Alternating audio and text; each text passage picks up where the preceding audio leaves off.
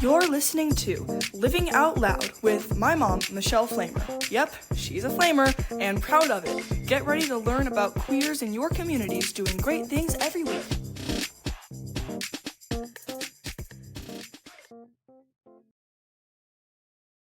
Hey everybody, welcome back to Living Out Loud. Today I'm sitting down with someone who truly embodies what it means to take a leap into the unknown. After 18 years in corporate America, they chose a different path, one rooted in creativity, connection, and building something that brings people together in a meaningful way. Through Dumpling Dudes, they've created experiences that go far beyond food. They've created moments. There's a quote that really stayed with me when I was looking on their website and doing a little research for this episode. Adventure isn't about knowing where the road leads. It's about having the courage to take the first step. And that's exactly what the story is all about. Courage, reinvention, and building a life centered around joy, authenticity, and connection. I am so excited to dive into this conversation today. Hi, Chih Lin. Did I say your name right and everything? Yes, first right too. Good job. 你好吗？我很好，谢谢。谢谢. Anyways, I am so excited to talk to you. Let me tell the listeners real quick. You guys, when I share his image and when I share his photos leading up to the podcast, for some reason, you know that I'm spiritual, you know that I get nudges, but it was on LinkedIn and I saw this beautiful smile of this gentleman and I couldn't help but want to reach out and learn more. So I am so excited to have you here and it's just great to get to know you. So tell us a little bit about you, and if you're okay to talk about your coming out story, we would love to learn more. Okay, well, thank you, and thank you for having me here, especially coming from LinkedIn for the fun way to meet people. First of all, thank you for talking about my smile because I couldn't smile with my mouth open until about 7 years ago when we started business as Dumpling Dudes. Really? I Why? know for the longest time I would smile without my teeth. I don't know. I don't feel like I didn't have very good teeth growing up, even though it was fixed when I was a teenager, but I just never feel confident to smile. Wow. And then starting the business actually kind of helped. I feel like, wow, I have to put my face out there. I got to smile. And so it was a very new thing for me. So thank you for noticing. Yes. I mean, I'm so glad. You better not ever stop smiling ever again. Well, thank you. I feel really good. Yeah. So coming out is I have two stories. The first one is coming out to my family. It's really not that difficult. I think I'm from Taiwan originally. My family moved here in 1995. I was 15. You do the calculation, you can figure out how old I am. I'm not doing any math. I know. And then so coming from a Taiwanese family, it's very conservative, but my mom's actually pretty liberal. When she married my dad, she didn't even take her last name, take his last name, because she didn't. Wow. She's really different. Right? She didn't feel like it's necessary for women to take men's last name. So it's not like a shock, but it's still very, very uncomfortable. But I think eventually they're okay with it. So it's really not too big of a deal. But I did wait until I got a job, got a really, really good job and all that before I told her, just in case they cut me off in college or, all right, like make it a little bit more difficult. Yeah. Coming out at work, oh, that is a very, very challenging moment. I've been working at an oil and gas company in Houston for a long time. And then it's a very conservative environment. Yeah, that's literally one of the most conservative environments in all of corporate America is Yes. an oil company Yes. in Texas. Texas, right? So for like over 10, 15 years, I stayed quiet. I even bring 30 dates to to like company's Christmas party. I just go by myself. While my boss got married and have a fake date too, and then it was very, very uncomfortable. But like eventually I decided to come out. I talked to the HR first. The HR lady was a very, very good friend of mine, and she told me that even though in Texas they can fire me for being gay at the time, I just don't know. I think they can still fire people for being gay because not being protective. She will fight for me however she can. So then I took Mike, which is my husband Mike, to company's Christmas party. But before that, I did a post on LinkedIn. I say, this is who I am, I'm gay, and then the whole company kind of find out afterwards. So it was very uncomfortable because you can definitely tell some people are very, very uncomfortable with it. When I see it again the next day, and it's just very, very awkward. But the one that does care, they do reach out and say, wow, that was very brave, glad you came out. And there are other people in the company that even reach out to say, wow, I also gay, but I don't know how to come out like you did. But even with the company, I waited till I was a director before I came out. And then I definitely worked my way up the company. Once I feel like I almost at the top, I have the courage to come out. But I really didn't feel like that make any difference. Of course, people that report to me not going to say anything because they don't want to piss off. Well, were you in charge of like your Pride ERP or did you start the Pride ERP at that company? I think it's so cute. You think that we have a Pride ERP. That's how conservative you guys are. You don't even have a Pride ERP there. Oh, yeah, I tried. They just won't let me. I cannot even start an Asian group. Within the Really? company. We have a secret Asian group that's just email based. All the Asian people I know. It's very, very backwards and very, very uncomfortable. And then I had to hide who I am for so long. That made me so depressed and so anxious. And eventually I had to quit. I just cannot work in that environment anymore. Wow. And also, when Mike and I also made the announcement that I proposed to Mike, my husband, and said, wow, I proposed to Mike. I think we were in we were in Austin at the time. And then after Austin's way better. Austin, yes. After I made an announcement of that I'm proposing to Mike, he said yes. When I got back from the vacation, my company went and drug test me. What?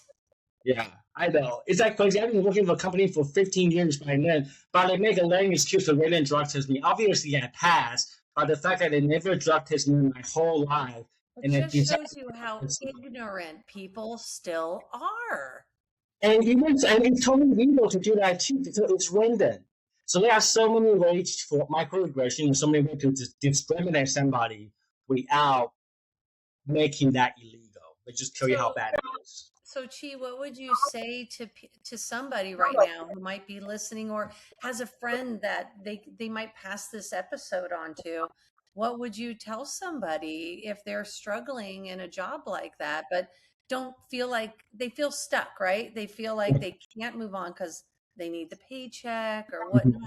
What kind of advice would you give somebody? There is better job out there. And also, even if you got to take a pay cut, there is still a better job out there, even with the pay cut.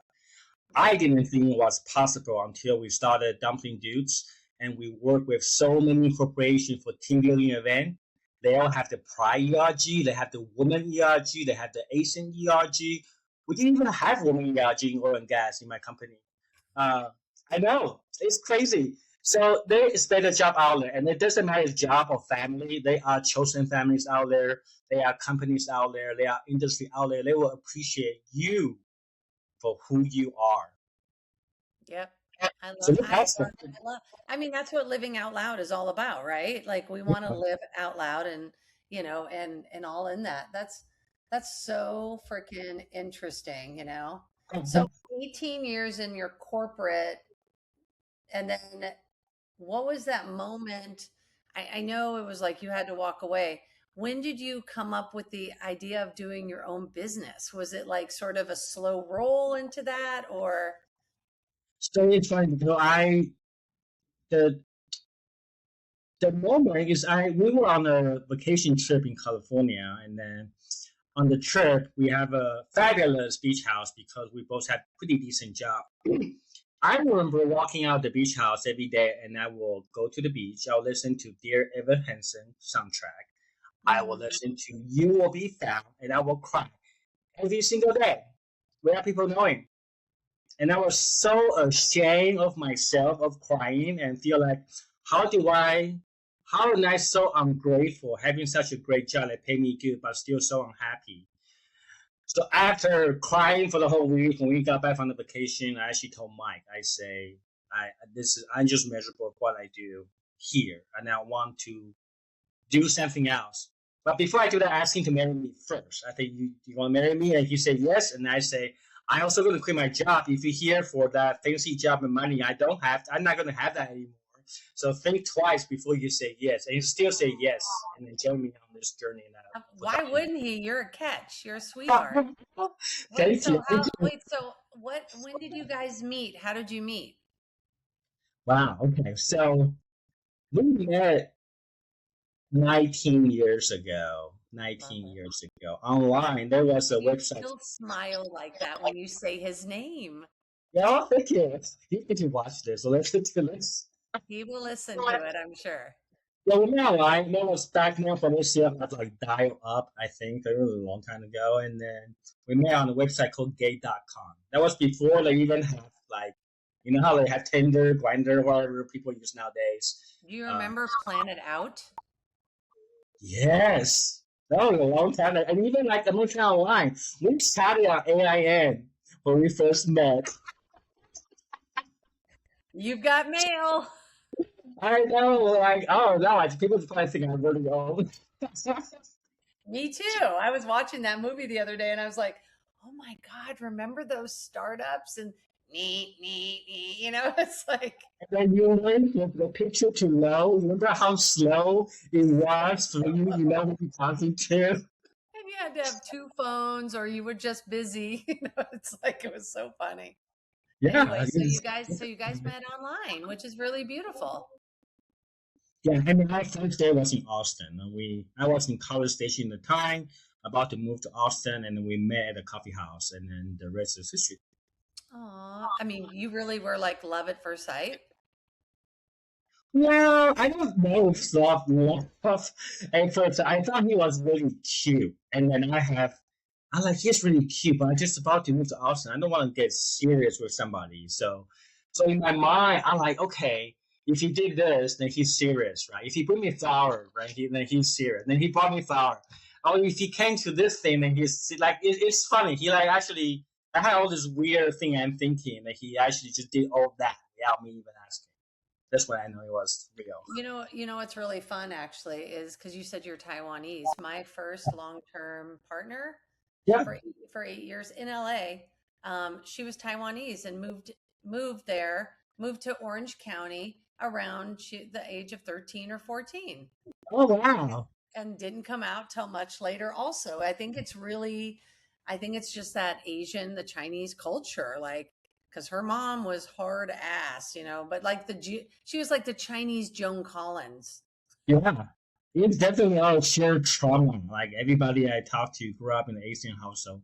It's very different. Like the Very expectations different. are different and the way we look at everything, I guess, like money, success, career and all that, it's all very different. Yeah. No, I mean, it is. It's true. When you made the decision, what scared you the most and what part of you felt absolutely certain? Oh, good question. What scared me the most? I don't I didn't really because I'm the engineer, right? And then I moved into marketing for oil and gas company, right? And then I have to make drilling equipment sexy, like that's so boring. And then if I could do that, I was like, I gotta be able to make dumpling really sexy. So it's never a doubt that it will not work. It's really more of how many hours when it's worth it, like, oh, and also I think relationship Like if I'm gonna do this with my husband, I heard so many stories people started business that didn't last. So that was the fear is really the relationship. I think are we gonna get along? Can we work together? So rule number one is if the relationship ever goes sour or has issue, the business has to go. So Yeah, that I was think I find it's interesting when I talk to couples that work together. It's just really important for everyone to have their lane. Like you yes, need that separation. I mean, you're going to talk a lot anyways, because you're going to talk shop at dinner and you also have to like learn not to talk shop constantly, right? Because you have to like feel like you're developing your relationship too. Like turn off the COO and the CEO for the day, right? You have to like yes. kind of learn that. So, how are you guys? Were you good at navigating that? Were you naturally good at it, or did it take work? It takes a lot of work. I think all relationship take a lot of work. When you combine business, it's even worse, right? Because it's not like work. It just take you really get to learn each other's communication style. And a lot of time when we used to work at corporation, we only see each other for a few hours a day, so it's not really that big of an issue. You can just talk about the day. I did remember we used to complain about work sometimes to each other, and we used to find it very annoying.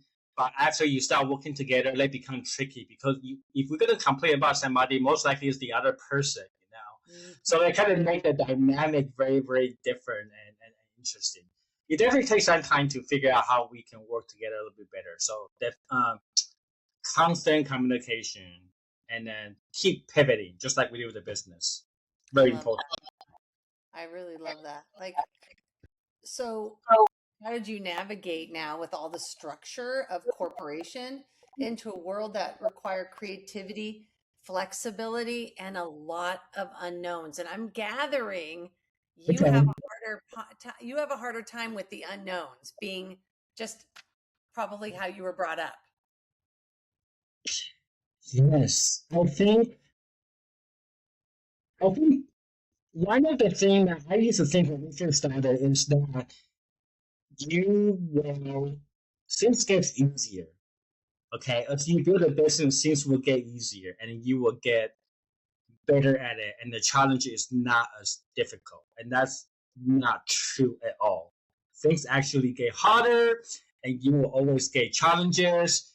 But I think your tolerance of being uncomfortable gets higher. Mm. So you kind of just level So up, your like wait, I want to hear that again. Your tolerance for being uncomfortable gets gets higher.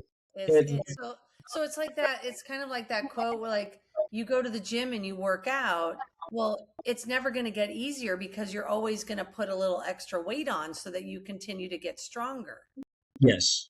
So And that's the goal will always be there. Like there's no way to prevent that. I still struggle with I'm wrong too. Like so and the doubt will probably never go away, but you get more comfortable just knowing that I will always have doubt. I just need to do the next best thing. how It's did you not guys acceptance. Like this is my life now. I can do this. yeah, totally. I mean, so what did the cadence look like for your day? Was it, you guys worked on separate things for the business to kind of push it forward, and then would you powwow in the morning? Would you powwow at night?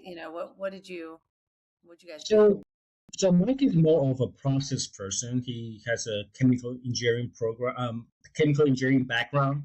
He Cool. create processes, also in oil and gas industry for everything. So he in charge of the process operation. I'm more on the business side. I used to be an engineer and marketing too. So business, marketing, storytelling, and then that's our main responsibility. But there's still a lot of some responsibilities in the gray area. Those are the more challenging part when those gray area come up, we need to define them as we go. So why dumplings? I mean, I love dumplings, so I don't question that. Like they're delicious. Was it a mom's recipe? Was it something that you just love to make? When you think about, let's just talk about you real quick. When you think about dumpling, what emotions can Yeah, it's true because they're so delicious, and it's play, true. It's happiness? true because I'm not really eating dumplings by myself. I'm always having dumplings with other people. So it does create sort of an environment of, excitement. Like, what does yours look like? What does yours taste like? What filling did you pick? That kind of thing. And then it's just exactly what you say there. I was so depressed. I was so unhappy. I trying to find joy in life again. And in my mind, I want to test a theory that if I can bring joy to other people, maybe I can find joy in my life again. And then we look back in our life together to think about what's the happiest, the most joyful moment. It's always about making food with other people.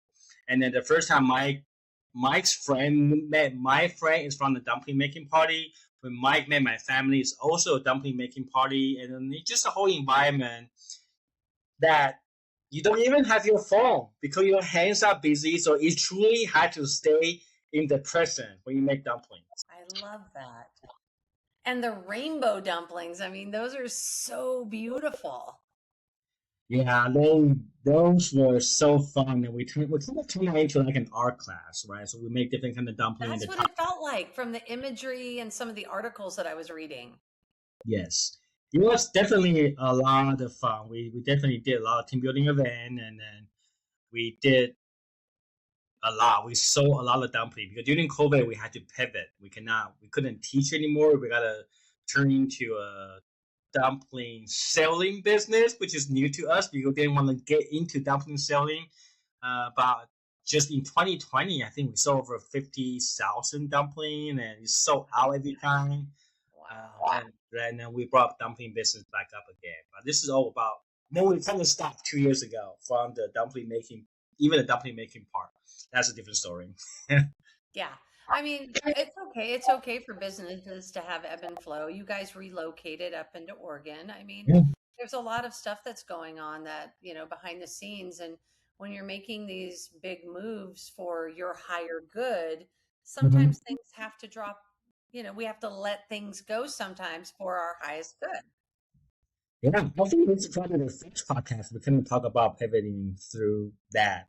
So we kind of paused 2 years ago, get ready for the move. It took us 2 years to move to Oregon. I'm sure. I'm We sure. actually, and then the house took a year to sell to. But we kind of took a little break because we started feeling a lot of friction between the two of us for operating together. And Yeah. then we always told each other if it become an issue, we gotta stop the business. So we make and then once at the highest part of our business, we're making a lot of money, but also working all the time. It's a lot of stress. So we decided to slow down, and then Mike started doing yoga and also tutoring, which what he loves to do, and then I started doing consulting on the side too. And then now we prepare for our life move to Oregon, which right now is another I adventures. mean, and Oregon is a hotbed for creatives like you guys, honestly. Like it's a great with food carts. I mean, you could even partner with a fried chicken place that would Yeah, love to have your dumplings. yeah, the demand is definitely there. We actually intentionally taking a pause that we both can work on our own project, and then once we feel comfortable with that, we may bring dumpling back. But I do know the demand is there because people keep asking us all the time, Well, are we I'm going to make sure. something for them? But when we do this, decide to do this again, it will be an Oregon-based company, which should be kind of cool, and it's already in a very inclusive space. And then I feel like the audience are already there. I have a gazillion ideas for you since you now know that I lived up there, and I'll be moving back up there at some point. So, um, Come on. I love like all of this, and I love how you talk about connection, right? As a foundation, how has that reshaped the way you think about marketing and branding compared to that corporate experience? Connection is so important. I do believe like storytelling is so important. Look how excited you got. You like I pulled know. Before that was this, very I actually getting closer to the microphone. Uh, so when we first created the company, Mike is the chief operation officer. Actually, he's the chief technology officer or dumpling technology officer. oh, that's cute. right? And I didn't want to be a CEO. I actually upped my title to be Chief Storytelling Officer because I believe storytelling is the most important part of not just business, but your personal branding as well. Um, so we told story. Okay, so and then it's take a little while to start telling story with vulnerability. Because when you being vulnerable, I thank you, Brene Brown. If you hopefully you're listening one day, but thank I you. love Brene. I love her. I love you, Brene. Yeah. I love you. So we start telling a story with vulnerability about why we started business and our journey, and then being a gay company in Texas, you know, we get a lot of hate messages all the time too. People will say gross stuff all the time. Um, so going through all of that and sharing how we overcome that too, and then people start to feel our emotions. It's very strange, right? Because we talk about being queer couple, and this is what we do, quitting our job, and people we start getting messages about people talking about, wow, my kids are gay, and we also live in Texas. I really really worry about them, but just to see the two of you start a business together and love each other, give me hope that my kids will be okay when they get older. So we get like so many messages like this, or we will get messages from people working in the oil and gas company and say, I also gay. I hope one day I'll be able to start a business like you do because I also struggle. I think you give me hope that there's a way out and you can live out loud, like all that stuff. And then, so we do all that. And then before we moved to Oregon, we stopped making dumpling, and then we start just posting as a couple, gay couple from Texas moving to Oregon. Then we got on Threads, which is the Instagram version of the Twitter X, however you call it. In 2 years, we went from 200 followers to 16,000 followers. And it's all through storytelling, all through connecting with people, and when people share. Good thing about it is when people share their story with us, it's also very, very vulnerable. They will talk about, wow, I have this ex-husband, and then we got divorced. He was abusive. Like people actually pull their heart to us whenever they see us, either online or in person. So I really do think connection is through vulnerability and honesty, and knowing that you can say something to somebody and without any judgment, and then about not only share the good, but also share the bad and the struggle. And it's always been our way to communicate with our followers and our community from day one. And it worked out well for us because we really get to know the people, and knowing that some of our family members are not really acceptance of who we are and who we love. It's nice to have chosen family online or in person in your community. I bet it made you feel so good because here you were closeted for so many years. And now all of a sudden, you're inspiring others in your personal, authentic being, right? You being your whole beautiful smile and self is actually inspires people. Was that like such a beautiful validation and full circle sort of moment for you? What you'd always imagined?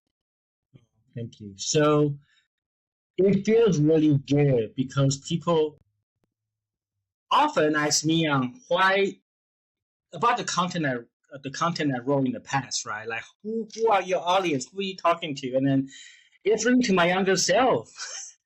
Because I feel like when I was younger, I don't have any role model. I don't have anybody that talk to me. I don't have anybody to share, and I don't know if there is a future out there being queer and Asian in Texas, right?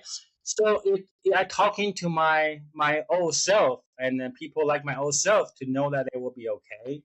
Oh, sometimes it's that I'm hurting now still too, but I know I will be okay, and you will be too. Yeah. So I think that's the and then knowing that people actually feel connected with that also made me feel less lonely too, right? Like, wow, I wasn't the only person that feel like that. There are so many people that feel the same way. They just don't have an outlet to talk to. Or when they have an outlet to talk to, they get censored. Especially now, they could write a book. The book will get censored, so they can't even get a book at school. So like, it's so important, even more than ever, to tell your story online with the technology that we have, so people can know, to feel seen. They don't feel like they're alone by themselves. You're Yeah. feeling alone by yourself is so hopeless and depressed feeling. I don't want people to feel like how I used to feel. There's so many people that do, that have such a struggle between, because there is such a difference between being lonely and being alone. Like, you can be alone when your house and not feel lonely, right? But Yeah. that lonely piece is really, that's a hard one, because people have to do a lot of work on themselves to not feel lonely. You have to really start valuing yourself and start figuring out what, like you did, like what brings you joy, and do a little bit of that every day to, like, just, kind of push that forward. Yeah, and it's not just like you are instantly happy either, right? I feel like when I quit my job 7 years ago, I thought quitting your job is the solution of everything. I will be instantly happy, become this new person. No, it took me 7 years to get to who I am today. I didn't realize that's actually unpacking for 3, 4 decades of trauma. That I just been holding on, and quitting my job was only the first step. They go through the healing journey, and the healing journey is up and down. So I'm not shy about sharing whenever it's a downtime too, because I feel people need to know that healing, finding yourself, finding joy is not just a magic pill. It just happens. It's constantly working on yourself and knowing that it's still okay to have sadness, still okay to have depressed, but it comes and goes, and you have the right tool for you to manage yourself to move forward. Yeah, I say that a lot. Like, it's the duality of life, right? You can be absolutely miserable at your job and still try to take good care and take care of yourself by loving yourself, or finding things that bring you joy. Yeah, 100%. It's so interesting, isn't it? So, with this marriage with Michael, you built this alongside your husband. What have you learned about partnership, both in business and in life, through this journey? Impart some wisdom, Chi. I'm gonna give people that compliment. I think just being in love with somebody is never a lot, never enough.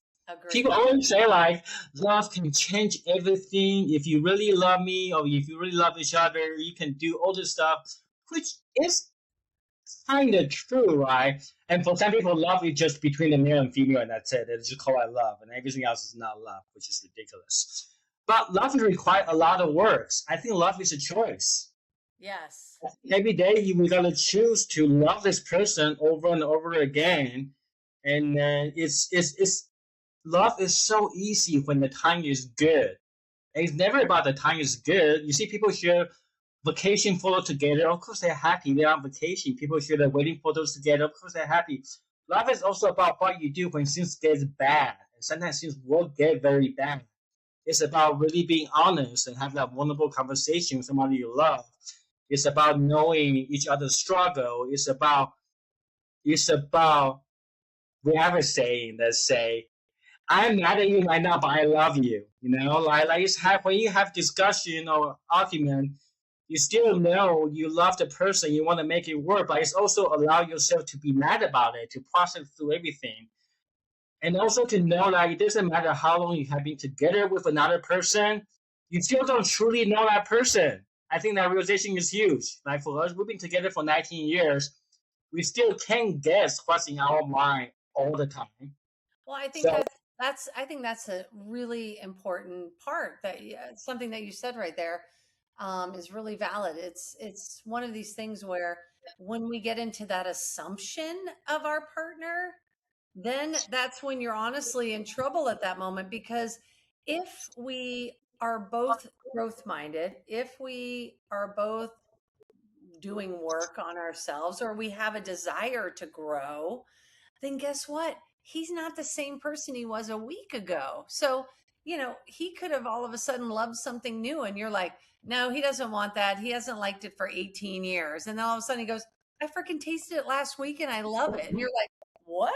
You know what I mean? So I yeah, think and you're right. It's staying curious with your partner.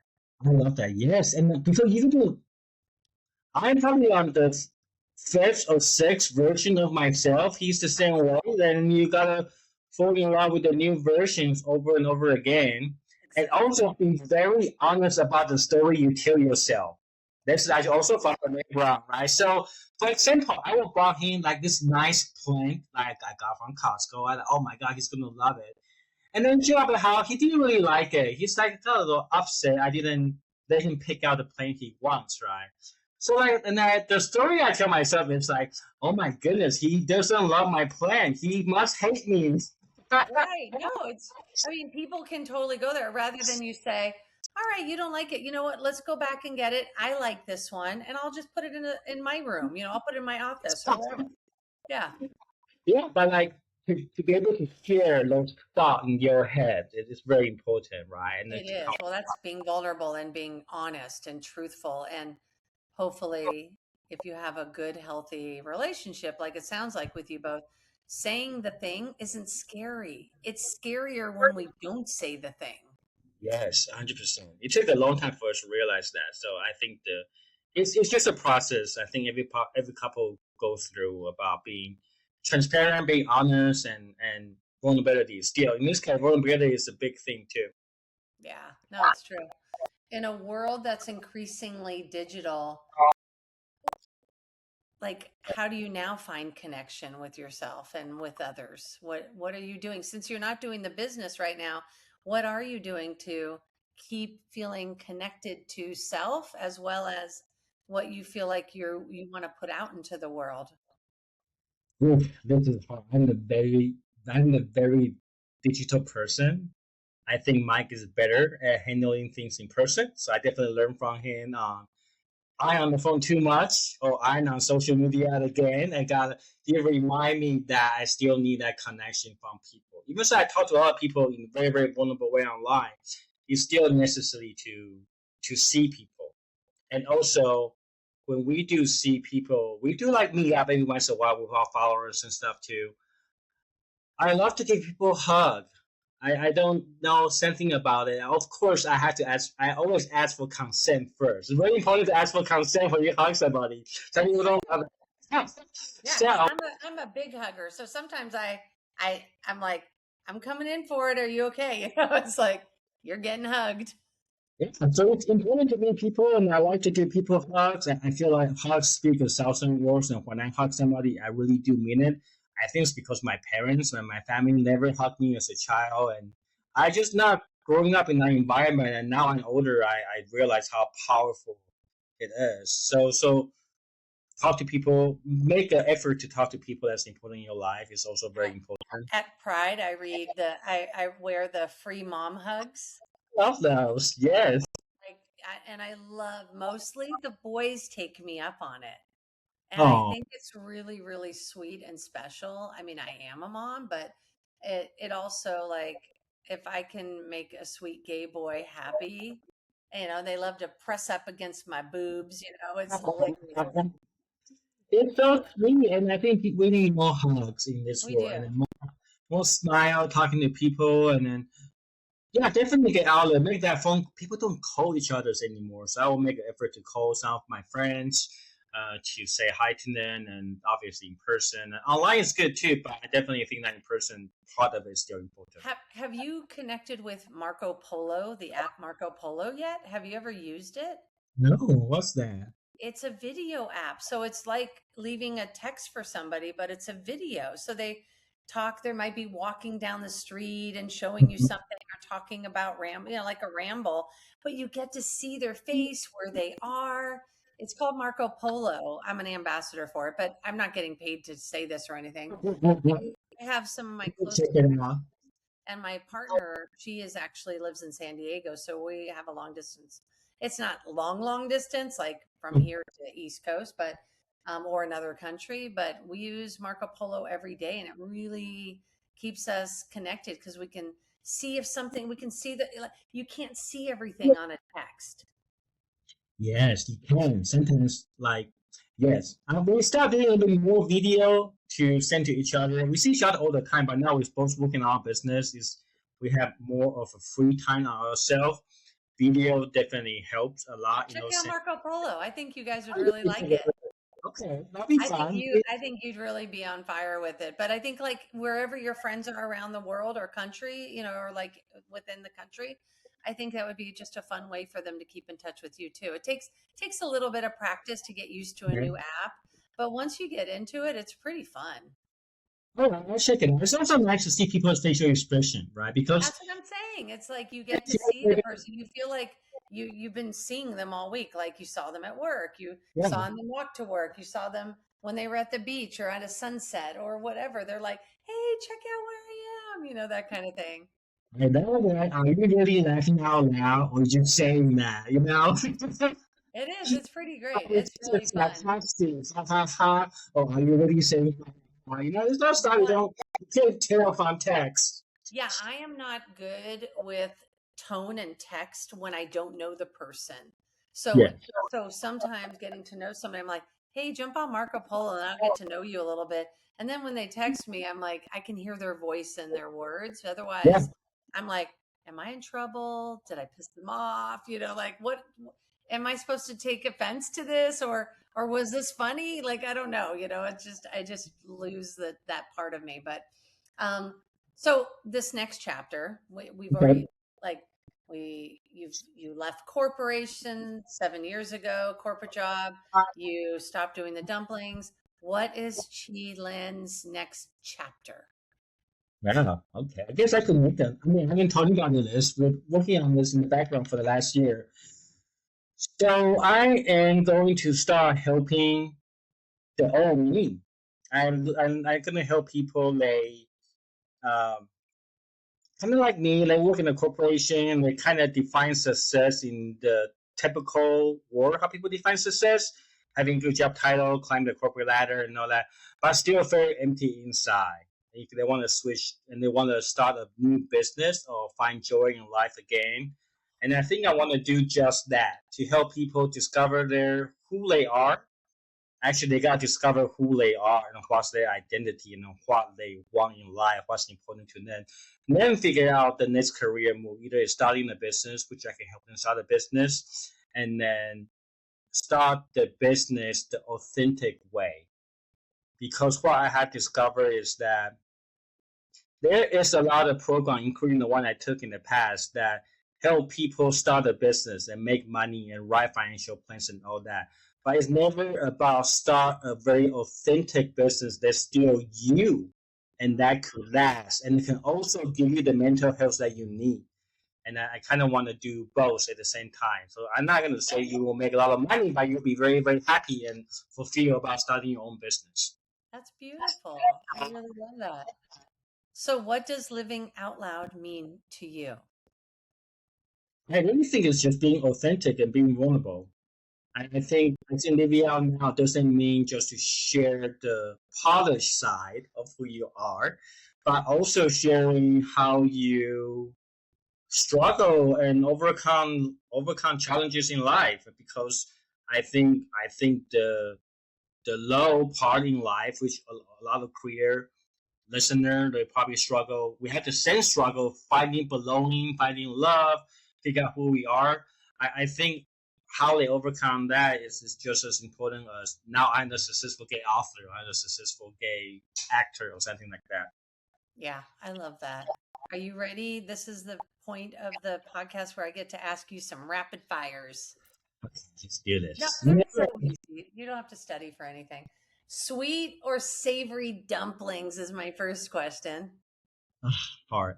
Jerry, that's sweet from Mike for sure. Well, yeah, what's your favorite insight? What's your favorite dumpling that you make? So my grandma has a recipe. My family has been about 80 years old. It's pork and leek and shiitake mushroom. Mike and I created one is Korean kimchi bacon cheeseburger. We call it K-pop. That was What? really good. And then we have a chocolate lava cheesecake that's really good too. And then we have a boozy pecan pie at the time. That was also very good. You are killing me. Okay, early bird or night owl? Editor. Me We too. have a 4 in the morning. People think me crazy. 4 o'clock is fine. I'm up at 4 every day. You could text me. I'll text you back. Seriously. No one said how that is. I'm literally up. One word that describes this season of your life. Adventure. Oh, adventure. Good. I like that. Favorite way to reset your energy. Yoga. A small moment recently that made you smile. Cherry blossom. Yes. I Portland. never Again, seen they're putting the lights up in the Portland cherry blossom trees. Did you see the lights? So cherry blossom is amazing. Also, different, uh, protesting in Poland is such an experience. I protesting in so many cities. Poland is the most unique. It's not. It's still. It's kind of fun in a way too. It's just the vibe is so weird and so different and so Poland. You kind of had to experience it to know what it Love it. feels like. Yeah, there's a lot of fun stuff there. And then what does connection feel like to you in one word? Connection, electricity. Ooh, I like that. Chi, I am so happy to know you. I am so glad that you accepted my crazy, will you be a guest on my podcast? I'm really glad I get to know you, and I'm glad that I have a new friend up in Portland, Oregon. Yes, come visit anytime. I can't wait to meet Michael at some point. Yeah, for sure. Well, thank you so much for joining us today. Well, thank you for having me. So fun. Thank you. Thank you. If you liked this episode, please hit the follow button and remember, sharing is caring. Until next week, stay proud, stay loud.